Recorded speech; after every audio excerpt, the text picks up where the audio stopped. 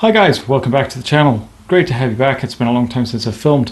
With the recent All Japan 8th Dan Championships that took place over the weekend, I thought I would make a quick informal video and we'd take a look at some of the Ippon together. So I've just made a Ippon compilation courtesy of the All Japan Kendo Federation's live stream and channel.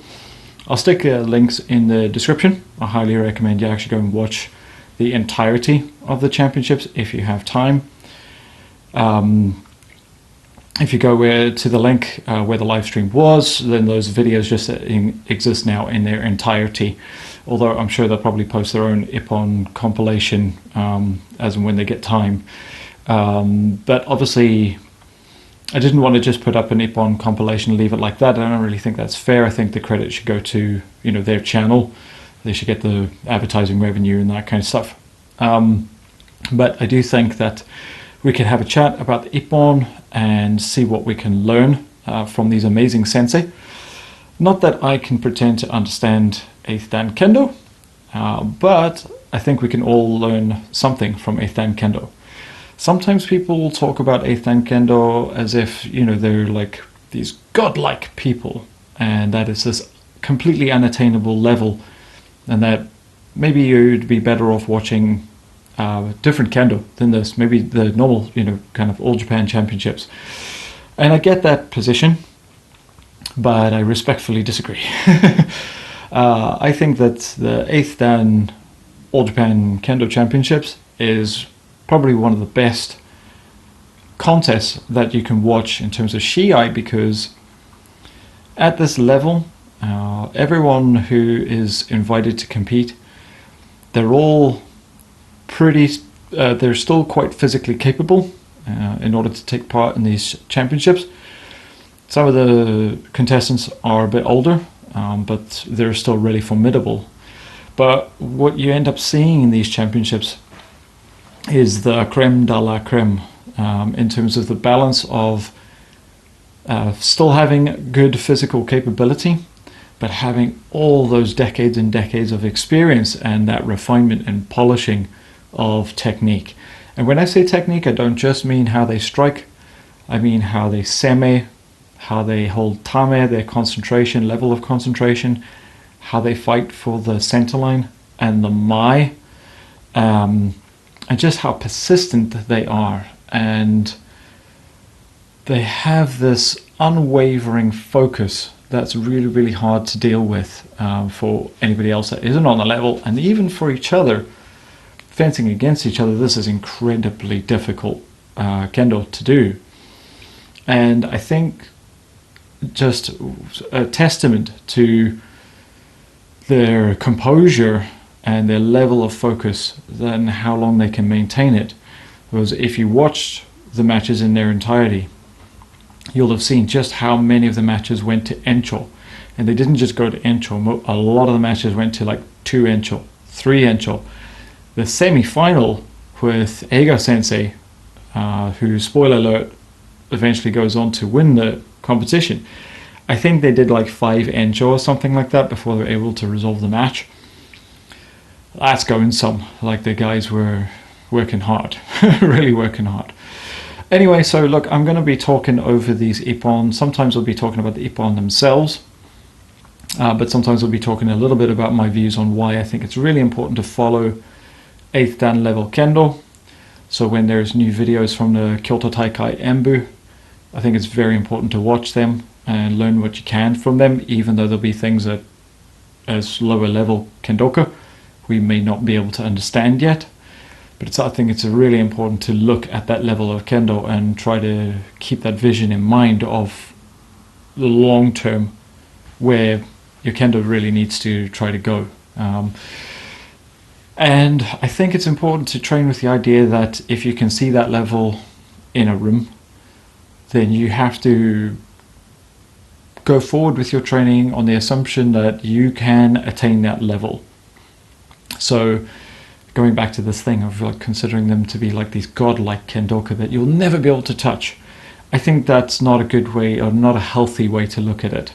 Yes, they deserve all the credit and respect, These people have been training their whole lives, and for a great portion of their lives have been training right at the very elite level, often being associated with reputable, police forces or reputable universities, these sorts of things. They've positioned themselves in the very best places possible, to develop themselves and then pass what they've learned on to others that have come behind them.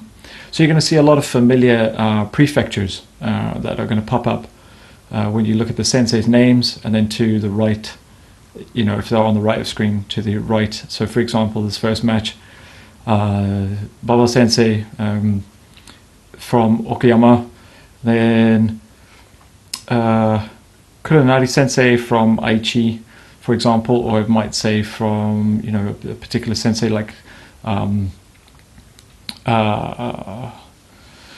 Naoki Sensei's from Hokkaido. You'll see like Kanagawa.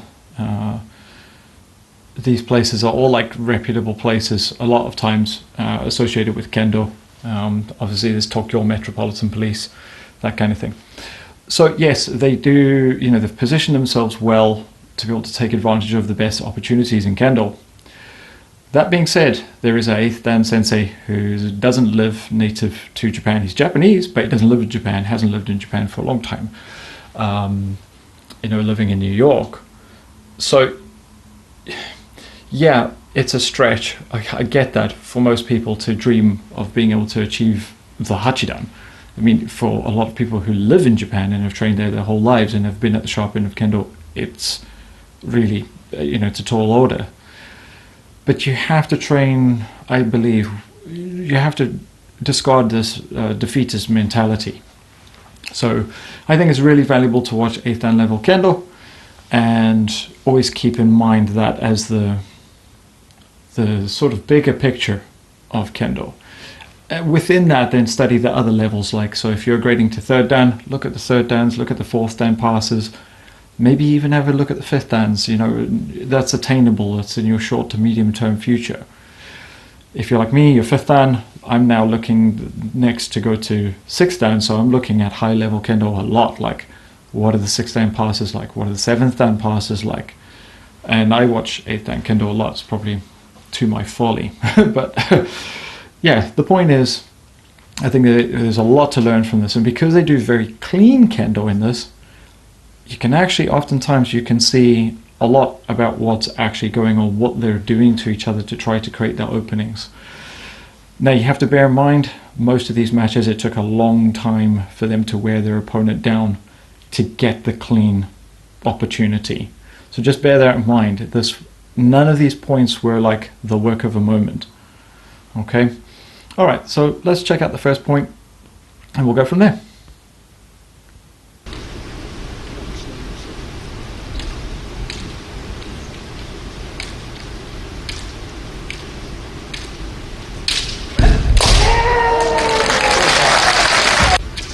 So the Nuki Men. Semes in, draws him out, steps back, controls the eye, and a beautifully timed sharp strike to the men.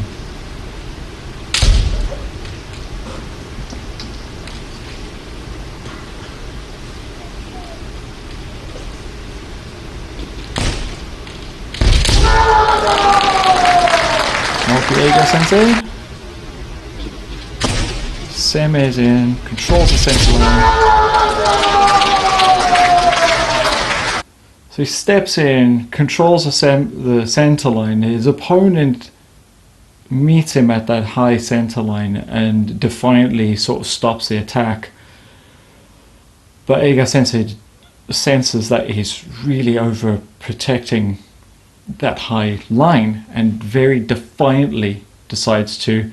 It's almost a Kaish men type movement where he kind of rolls the shinai up against the opponent's shinai and just basically says, no, I'm taking that center line back, and pops him in one motion. Beautiful Ippon.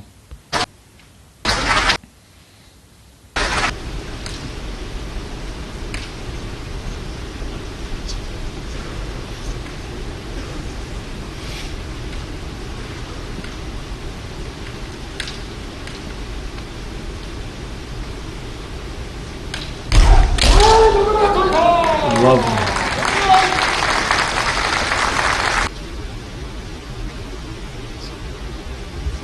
Takes the initiative, steps in for the ski, and uses that Renokuwaza to ski into me. It's worth noting, like when you watch a point like that, always to bear in mind that, you know, ski is always on the table. If you're a Dan level and you're in Shiai, you know, unless there's some rule that prohibits you skiing, like you're fencing against a Q grade or something, just remember ski's there and you can use it as a threat, and it doesn't just need to be a one-hit wonder. So like you've got your other Renokuwaza like Kote Men, Kote Do, Men.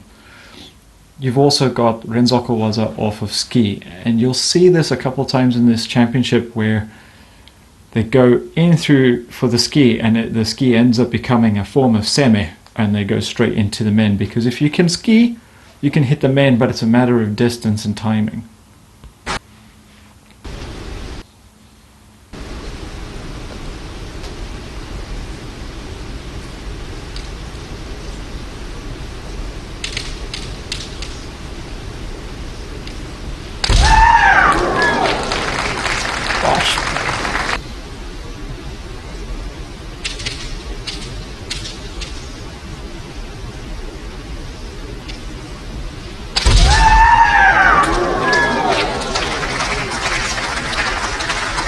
So now that's an interesting one when you watch that slow-mo, because he hits them over the top of the shinai.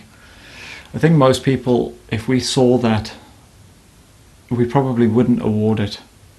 And I bet there will be a lot of people chatting about this kind of ippon going, oh, that wasn't kote, didn't strike the kote. You know, here the shinai was in the way, you know, he's hit on the other side.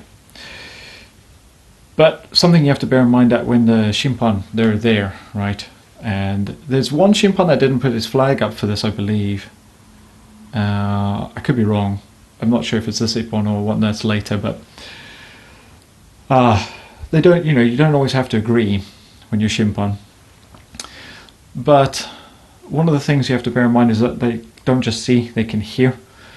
If that shinai, your guard of center, drops low enough, and the tsuba is no longer protecting your kote, it's a tough opportunity, but it's still an opportunity. There is still an opening there. And something you have to bear in mind as well is at this level, what a common denominator with all these ippon is they're not just looking for a strike on the armor, they're looking for a clear break in the person's composure. And that's what happens here. So this whole match, there was no clear break in the composure, and they may well have hit each other's bogu at points. And this is a final point where there's a crack in that person's composure, and the strike, you would maybe not necessarily call it 100% strike, but it's still in that sort of 80% territory, but the opportunity is clear. And so you pair that with the sound, and you're like, yeah, the strike is good enough, but the opportunity is sound. And therefore it's enough to award the ippon, it's enough to move the judges into awarding the ippon.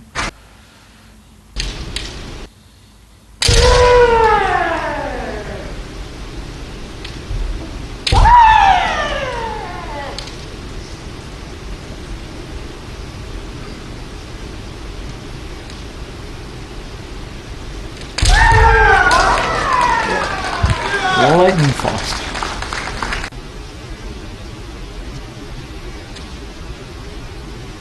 Same here, take the initiative to the same.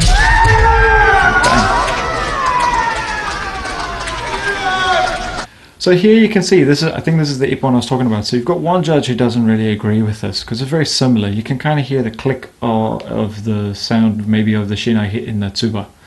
But two of the judges are convinced enough to award the flag. You know, so it's not always a clear-cut case. That is the thing about kendo, is it's judged by tribunal. You win over two of the judges, and that's enough. I still think the opportunity is very clear. He steps in, he makes a seme, takes the initiative, and as his opponent begins to have the thought, and just as his arms are starting to set off and break kamai, is exactly when this person strikes. And that's exactly the timing you want for Debanawaza.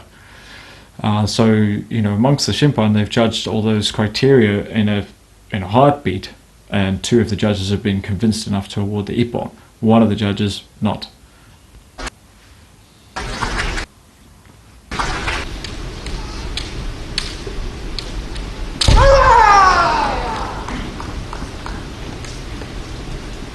So like that strike there, he hit him on the man. And there's a lot of us in the junior levels that would probably just award that just because he hit the man, it made the sound. Well, what's wrong with it? But the other person's composure wasn't broken. So there's no valid opportunity. It's at this level, what they were looking for, there has to be those clear breaks in composure. If you watch documentaries and things like that about when they talk about the 8th dan examination, or if you read articles in like Kendo Jidai magazine, for example, there'll be a lot of talk from the sensei about this. It cannot be accidental. You have to have that start, that seme, that taking the initiative, the setup, the clear breaking composure, and then the strike, the Zanshin to finish. You really have to hook that whole sequence up.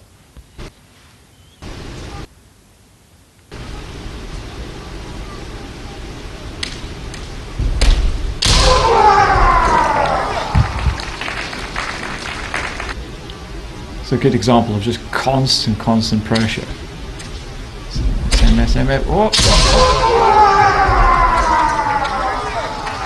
What blows my mind about that one, right, is that he's doing the seme, lifts the shinai back all the way, he's closing, and still has this focus and composure to not get rattled by the fact that he hasn't been able to hit the person yet, and they haven't actually made the opening yet.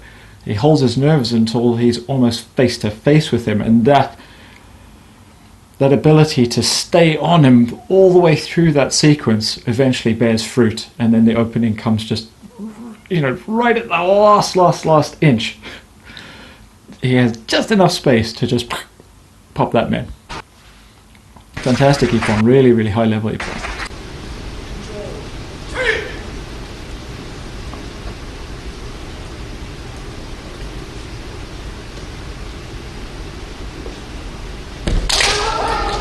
Oh, that's clean as a whistle.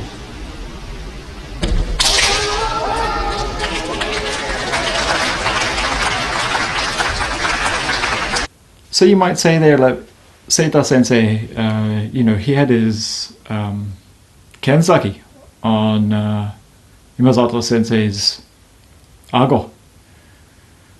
But it was too late. He'd already stepped in, taken the initiative, got the arms to lift, struck the kote, and was already in Zanshin. So the fact that Seita Sensei put his Kensaki on the Ago, it was too little too late. It was after the waza had completed. So it wasn't like he had control of the center line during the waza. It came as a kind of a response, like a reaction.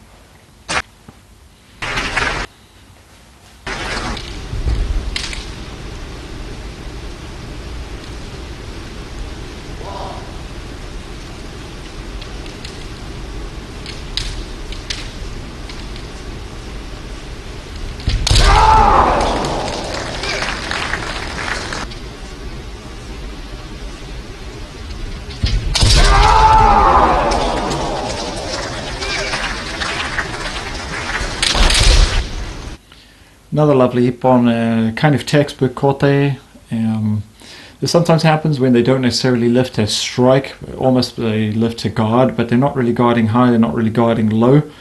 But you've got enough of a reaction where they're kind of between kamae, if that makes sense. And it wasn't much of a break in kamae. Like for most of us, we probably wouldn't even see that as an opportunity. And this is one of those times where you've got to think about the shikai, the sicknesses of kendo, fear, doubt, hesitation, surprise. I think in that instance, there's a bit of surprise, right? Because he doesn't really do much of anything in that moment. doesn't do a concrete action. He's kind of between actions, not really sure what to do, so he's a bit sort of surprised. And I think that's how the Ippon comes about.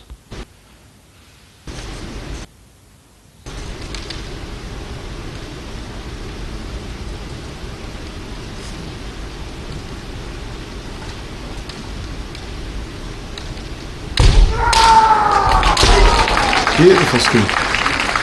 Same as a whistle.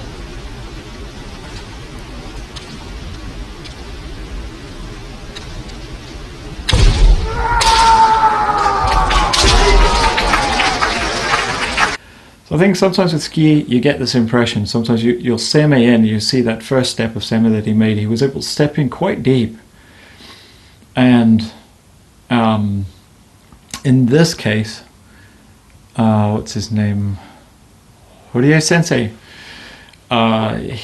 He's kind of, his reaction was to really like defend the center line, like push back with the shinai.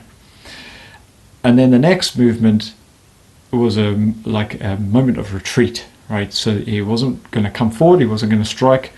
So there, you get the sense sometimes of somebody is like overprotective of the center line, and they're more inclined when you step in like that to try to push your shinai out the way or step back. In those instances, you find that it means that you can kind of get close and get away with it. And if you can do that and they're not going to strike you, you just get the sense, like for maybe the next 2 or 3 instances of seme, that they're probably not really mentally going, prepared to strike you. It's a good time to ski.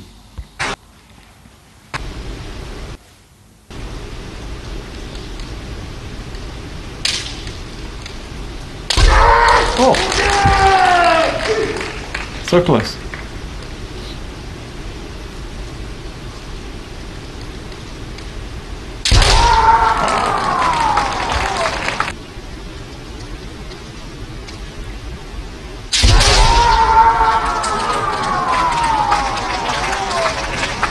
That's almost an act of defiance. He steps in, he takes the initiative, gets a reaction, but not the committed strike to the men. And then he comes up with the shape of the Kaish door, and is like, you can strike my men, but if you do, I'll Kaish door you. And calls, the other person, I guess, sort of calls his bluff in, like if I keep the pressure on, his hands might drop again. And just in that moment, there's just that little confusion about whether or not to persist with the attack to men. And that's enough. It's like as soon as he sort of hesitates and then follows through with the men, then he just completes the Kaish door. But in a way, it's such a weird thing that he got away with it. But it just shows you the level of pressure and exchange that had been happening up to that point to get a person to, attack your men. And in that moment, even though you're still blocking the men, they hesitate and then go through with it anyway, because you've put them in a position where like their bank of strategy, of ideas, has basically run out at that point, and they didn't have a plan B after that. And that's that's kind of how you can see that in people and capitalize. Fuji Sensei with his Nito.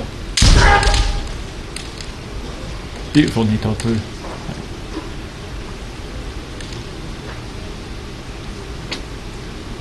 This was quite a long match as well. Oh, blinding kote, blinding.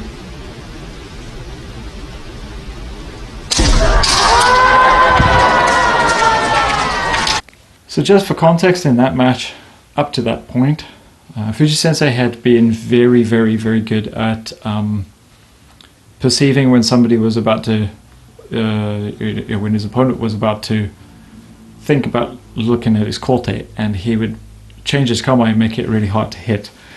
And this is the one time, just the one time in that match where he just really kind of like stuck to his kamae. But as you can see, there's almost a reactionary like move to strike the door, and so there's that break in composure as well.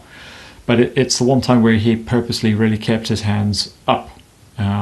Every other time where they were like semoing the kote, he would bring his kote like inwards or inwards and downwards or something like that, just to make it like less tantalizing to hit.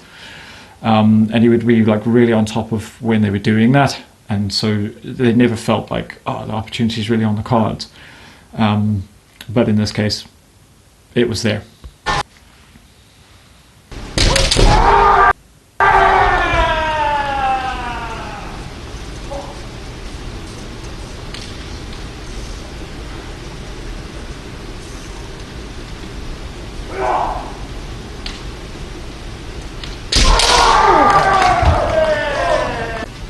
Just a beautiful, straight, clean men.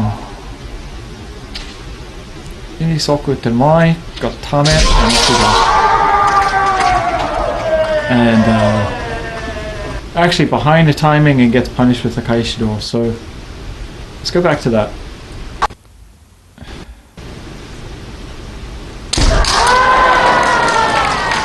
So it's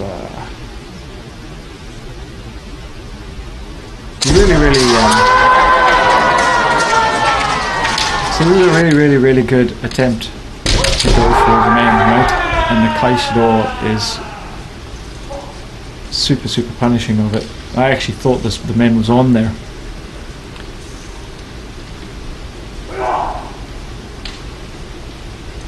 Ah, yeah. So you see, Hachidan Sensei just makes that small press to take the scent, to take the initiative, just catches the timing. Up there. Yeah, beautiful Kaishido strike.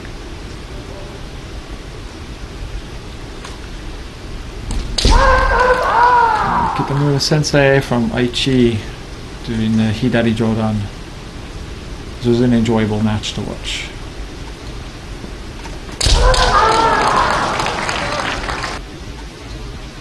Seme. Oh. So this is worth talking about. We often think about striking the Jodan player when they are thinking of bringing their kote down in some way. But it's worth noting that anytime while they're out of kamae, effectively, you can strike that and there's a good chance to be judged as ippon. And so he actually catches him on the way up. It's an interesting point because you're still off balance, you still haven't got your composure back. So yeah, it's an interesting interesting timing to catch a Jodan player, but very effective.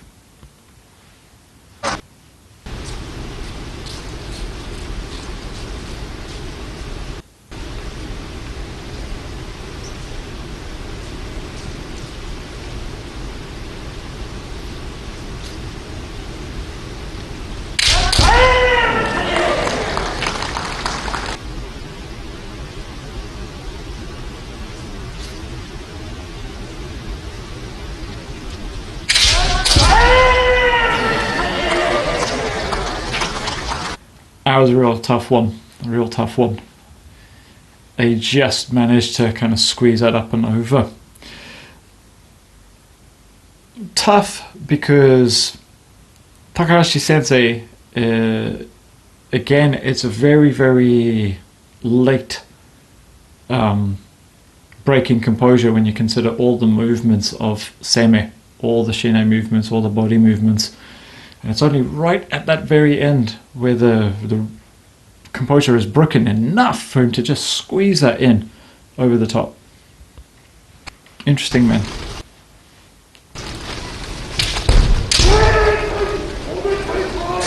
That's clean.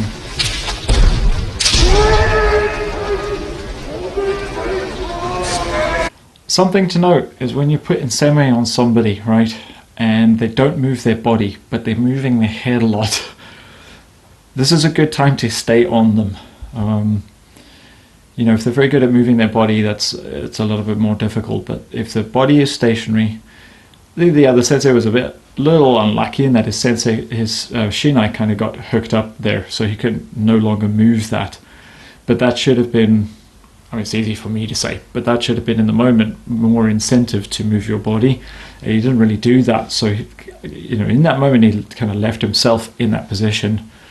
And again, this all comes down to being worn down through long minutes of detailed exchanges of seme, just getting worn down to the point where one person just becomes that more less mentally focused than the other person. So the other person is still laying on the semi looking for opportunities, and then you just like run out of like mental gas to just stay with it fully, and that's enough. That's enough for players of this level to just smoke you in that moment.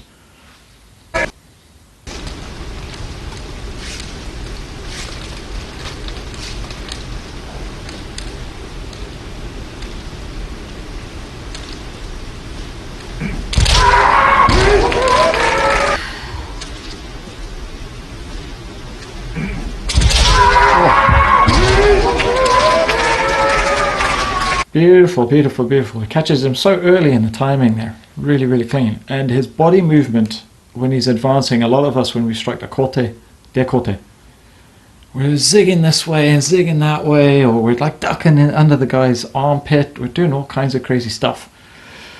This, the sensei has struck the kote and he's like beautiful kamae. He's just like advancing in with like this, basically in chudan, effectively. Absolutely clean.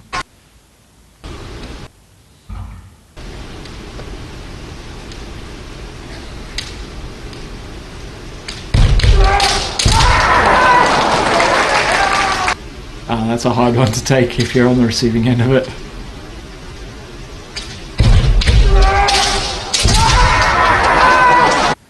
That's sort of what I mean, right? So in this case, it's Terachi Sensei is making the attempt at the dekote, but his kamae is broken all after the strike, and I think for different reasons, because the strike doesn't quite make it, and he knows in that moment he's like, oh, I'm in a terrible position now to receive the counter strike, and you're fighting against your will to, you know when you're training that you shouldn't be squirming around all over the place, but you're human. And these things happen under pressure, and that's where the opportunity comes from. The other person still has their composure, one person has lost their composure, and that makes the difference. Right, you'll have to forgive me, there is a beep now in the background because I've had to relocate to a different part of the house because some crime was committed at the bottom of our street and they left a burnt out car. So yeah, bit of drama. Anyway, let's carry on with Ippons.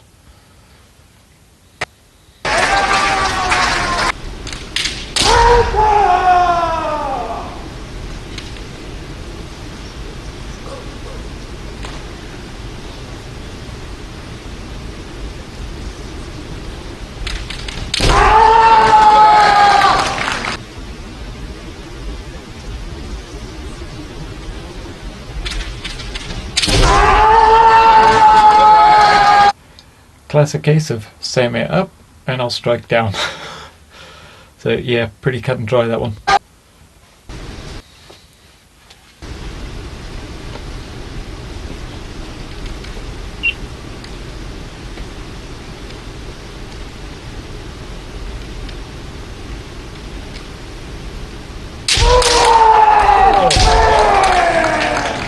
Gorgeous Kaish door.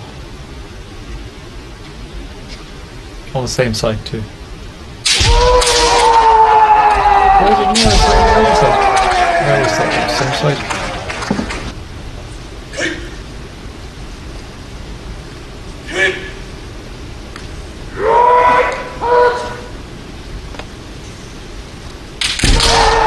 Another Kaish door.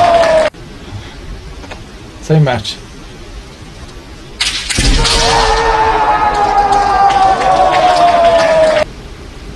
So obviously, having a taller opponent, larger stature, and then somebody who's shorter, you can expect the short person to be probably a specialist with Doorwaza.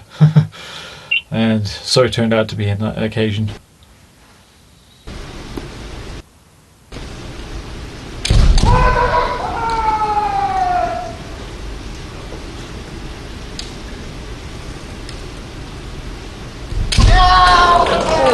Lovely.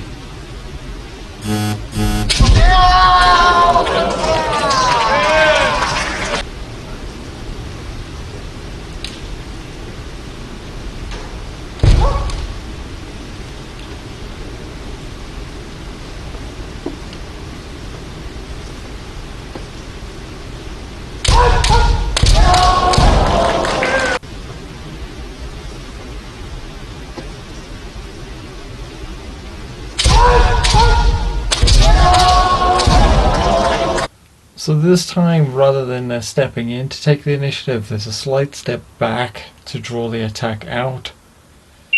And he holds his composure, receives the 2 attacks, and then when those first 2 attacks don't work, the other person then breaks their composure because probably the plan wasn't very well formed after the first 2 attacks, if that makes sense. So like, the more attacks they did, the more their Kanmai started to come apart, which generated the opportunity for the Kote.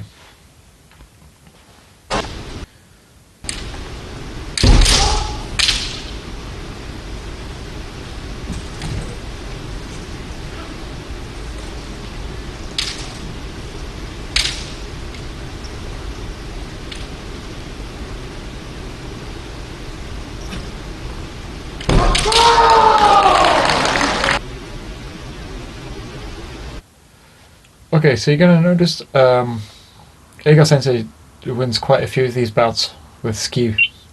This is a very clean effort for ski. I think he'd made a bunch of attempts for ski at various different stages. He really keeps people honest with the threat of ski.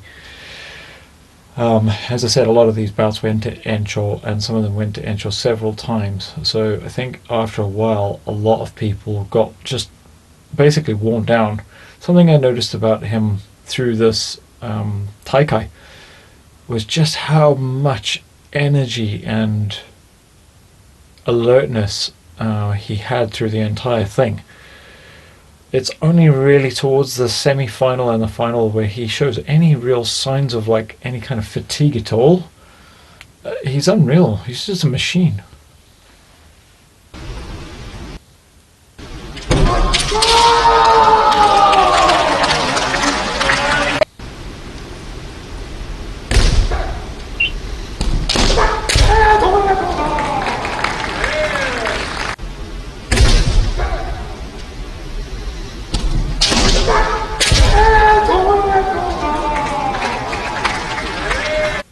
You know when people tell you to commit to the Kote in a Kote main sequence?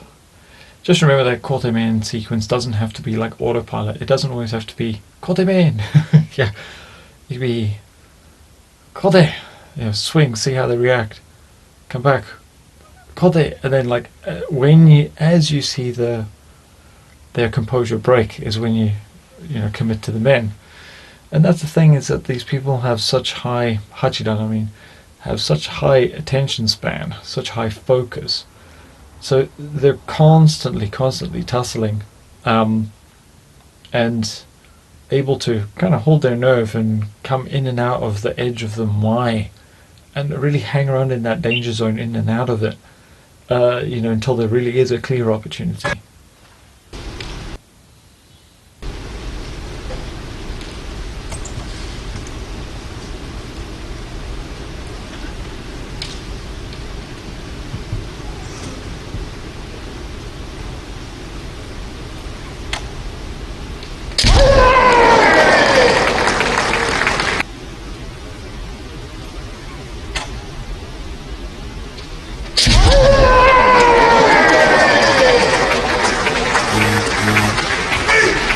Dewa namin.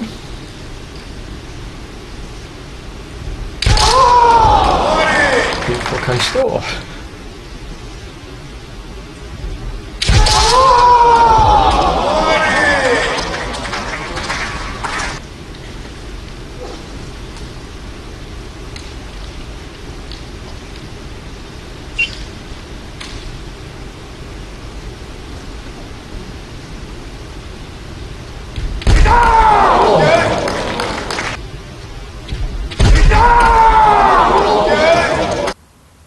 This is another good occasion for ski. Sometimes when you step into the Mai and you get the sense that the person has gone idle, they've become the waiting sword, so to speak. I can't remember the Japanese term for that. But yeah, you just get this sense that they're, for that split second, they're just standing there. And that's a good time to pop the ski. So it's not always when they're retreating. Sometimes it can just be this point where you step in and they're standing there on the center line, but they're not actively doing anything.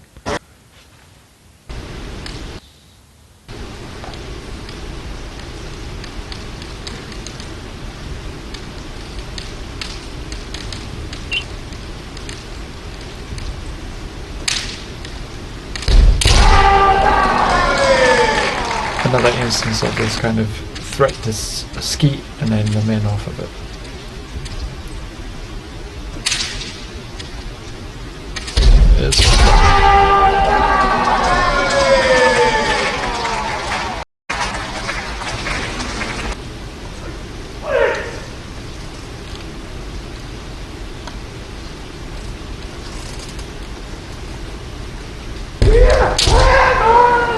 And another one, not all that dissimilar from it.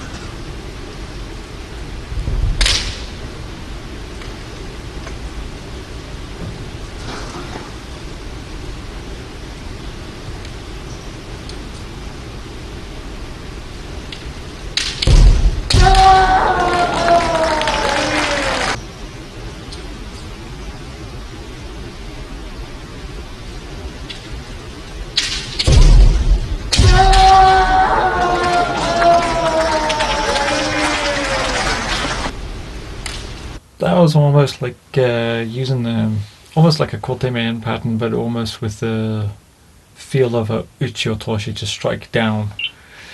What was interesting though is that on the first action, that sort of kote slash Uchi Otoshi, depending on how the person reacts, the person's shinai already dropped down a bit.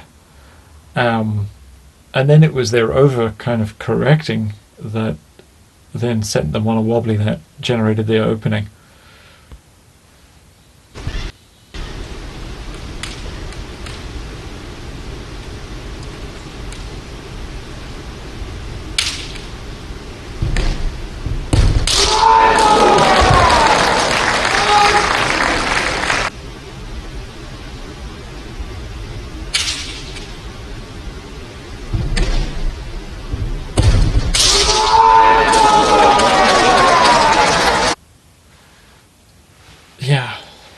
Gyakudo. I think the only one in the competition. And you notice with a Gyakudo opportunity, he gets this really, really, really clear lift of the hands from his opponent. You know, so multiple moments of seme, really piled on the pressure, and the hands go right the way up. Big firm step in, takes a Gyakudo, and then really nice Kamai coming back. It's really undeniable Ippon.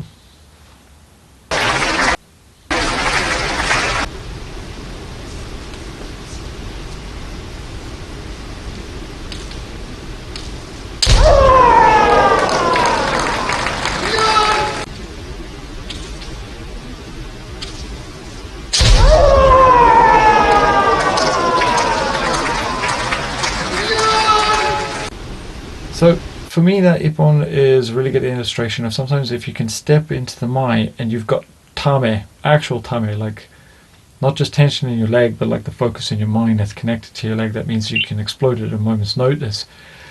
Sometimes all you need to do is with your shinai on the center line, you just take the pressure off, and it's just an invitation. It's like, I'm standing here, hit me, and they're like, oh, and it just takes them a second to like, from the thought to get their body moving, and that's enough time to send your strike through.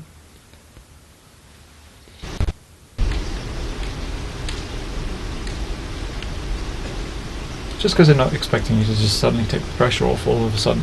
Use it sparingly.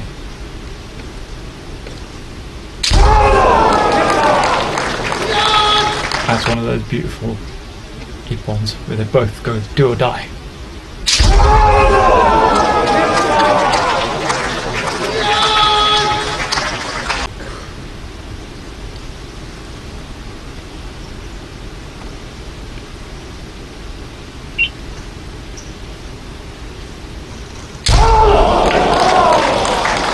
So similar situation, very similar.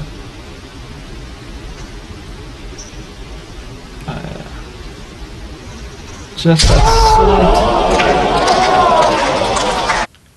that slight taking of the sand in, and they're just holding that composure just for that, for half a breath, and then picking up on the moment where they have the thought to strike.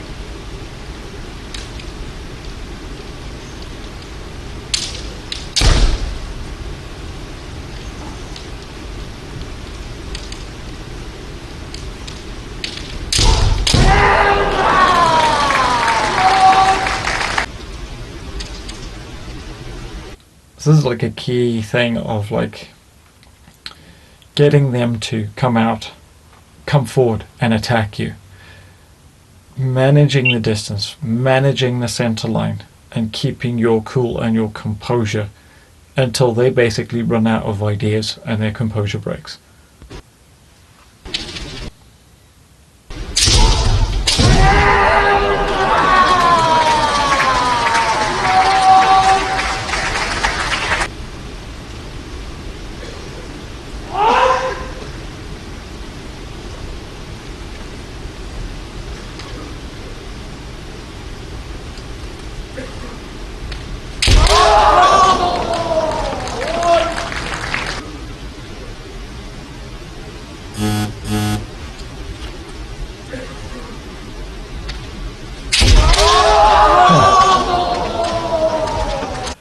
Very similar to the door earlier, where he's already lifted the shinai, and for some reason that's the motion that causes a reaction for the men to be let off the hook.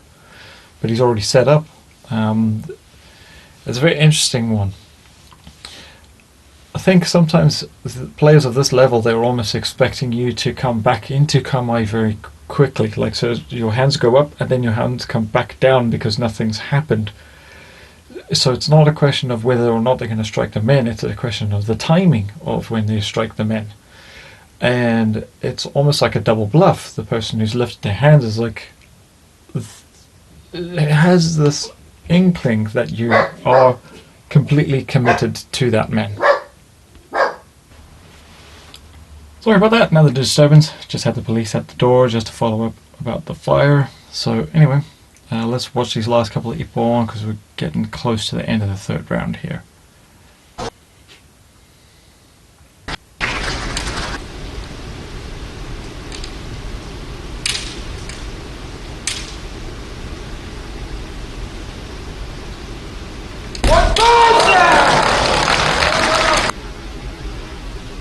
Okay, just for a bit of context for this Ippon, this is the match where I'm pretty sure there were definitely at least 4, possibly 5, maybe more Encho periods. Boy, did these guys have an epic tussle in this match.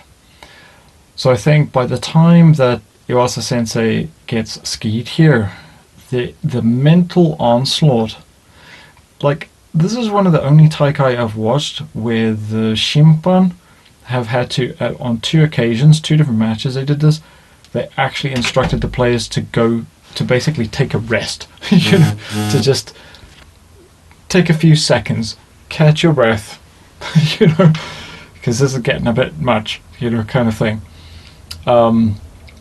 Yeah, so really, really intense. Sorry, just checking on my dog here.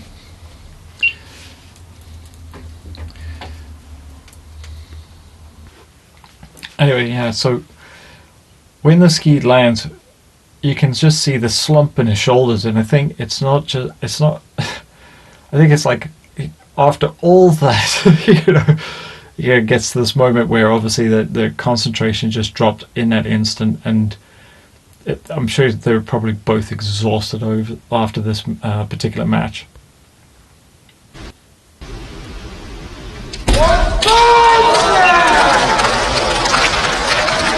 Eigo Sensei is really good at this thing of, like, you often get this advice of, like, sometimes it's good to ski from above, but he uses that action really, really well, where he kind of, like, it's part of his seme. This shinai suddenly comes up like that, and it almost looks like it's this weird attempt at men, and then it just drops down, and you're like, before you've kind of registered what's going on, you're like,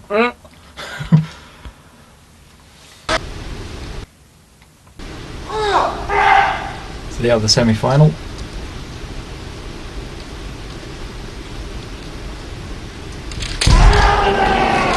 Beautiful, man. Beautiful.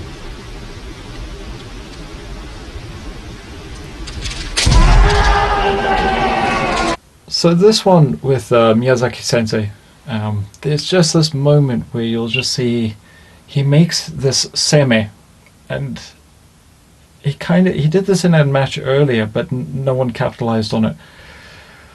But he makes a seme and he doesn't get the reaction I think that he was like looking for. And this is another long match as well, so I think they're pretty tied at this point. But he just does this kind of like nod of like, nah, that wasn't it, or something like that. And it's just the slightest whiff for Higuchi Sensei to pick up on, where he's so busy in that split second thinking about how his plan didn't work, and so he's having a thought that isn't in the moment. He just picks up on this thing of his mind's drifted just for that split second. Watch it again.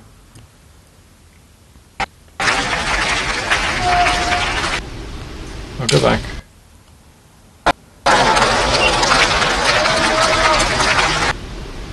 So watch on the left or on the right, Miyazaki Sensei, just watch his head after his seme. See that little nod?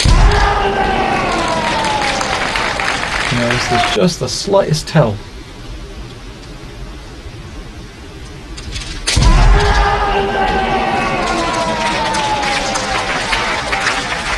I bet he was kicking himself after that.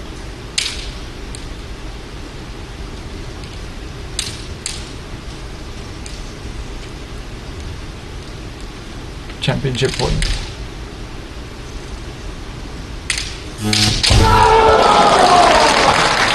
So I will go back. Notifications. This is my dojo mate's check.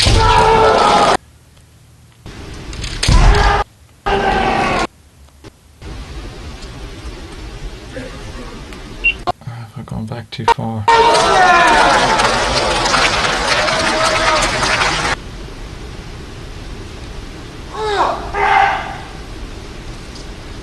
Sorry, it's a little hard to skip around, so we're going to watch the semi-final point again.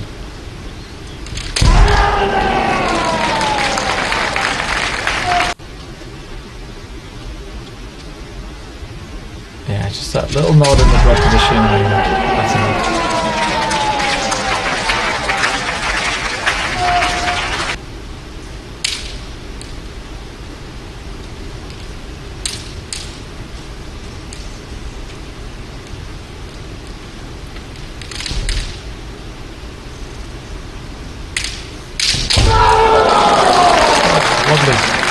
It's almost a high action. He sort of steps in, there's a defense, and then he just defiantly says, nah, I'm here and I'm doing it.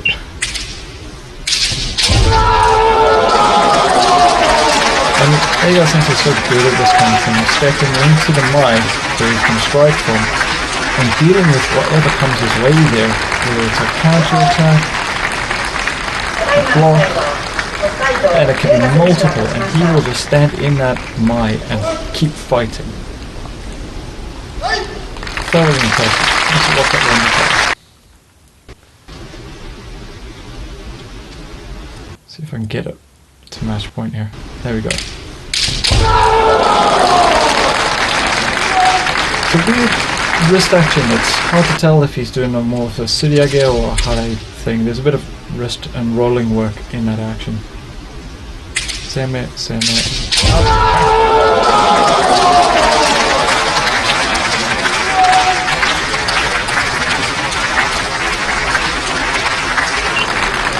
Anyway, so absolutely thoroughly enjoyed watching these championships, and I'm not, in some ways I'm not surprised from watching the whole day, the whole fight. I'm not surprised in the least that Eiga Sensei won it. if you'd watched his performance on the day, there was just a level of spirit and energy that he brought to this, that frankly was kind of unmatched. And despite the fact that they're all such high level sensei, obviously the epitome of kendo, the best examples in the world really of kendo. But there's if you've ever watched Eiga Sensei his seminar videos, or I say his videos, not his videos, but videos that people have taken of him at seminars and things, there's a spirit about the man. There's an energy that he has. He's very dynamic. Brings a lot of joy to his kendo as well. Always got a smile on his face, but when he's in the shijo, there's this, he's like a firecracker, man. He's like bang, bang, bang, bang, bang, bang. It's like so energetic. He's so mobile around the shijo. He uses the space so well. And I just got the sense, as soon as I started watching him through the various rounds, the more you watched him, and obviously as you watched everybody else's matches, which are all very good and very impressive, there's just something distinct about him. He's firing. It's not that the other people are bad, of course. That I'm not saying that. What I'm saying is, it's like when you talk about sportsmen, you talk about who's on form and who's not, and you're splitting hairs between champions, And you just got the sense with Eiga Sensei, he's still firing on all cylinders. He's turning up. He's turned up with this, just on top form. He's still on top form. He just seems to be able to carry that from year to year. It's just mind-blowing. And I mean, he's only just starting to show his age a bit. He's got like first signs of like grey hairs that I've seen. So he must be getting on a bit now, but you wouldn't know it from the way he moves. So yeah. Listen, if you enjoyed this video, thanks for sticking around to the end. Do drop a like, share, subscribe, do all those good things. Just to let you know, I don't know how much I'm going to be able to do in the future. Things have changed at home, circumstances have changed at home. No idea how or when I'm going to make more content. But if I do, I might have to start something like what do you call it, as a Patreon or something like that. I have to find a way to monetize this to justify the time that it takes for editing and all that kind of thing. There's got to be some kind of benefit that I can pass back to my family for the time I invest in the channel. So I've got to give it a bit of thought as to how I'm going to make that work. But I have to basically justify the channel's existence and the labor that goes into it to my wife and my kids, and they need me as well. So anyway, I'll let you know how that goes, and hopefully we can keep the channel alive. But thank you if you stuck around to the end, and enjoy the Ippons, and do go over, as I said, visit the links in the description and go watch the matches in their entirety. Even if it takes you a few days, they're really worth watching. Have a bit of patience, because like I said, there's a lot of end short periods, but it's fantastic level of kendo. You couldn't ask for better. And I think it's always, like I said, a good idea to frame everything in the context of the highest level of kendo possible. And in my opinion, it's these Ithans that are still at a level where they can compete like this in these championships, where they've got physicality, but like I said, all that wealth of experience and all that technical development and understanding the deeper levels of kendo. You couldn't ask for more, and we have it just readily available on YouTube. So thanks to the All Japan Kendo Federation for posting the videos, and yeah, head on over them, give them a subscription, like the videos. I've got more streams coming up, more championships coming up, so yeah, sub to their channel would not go amiss, and turn on notifications for their videos, and you'll never miss any big championships from them. Right, I'm gonna love you and leave you. Take care, guys. Bye.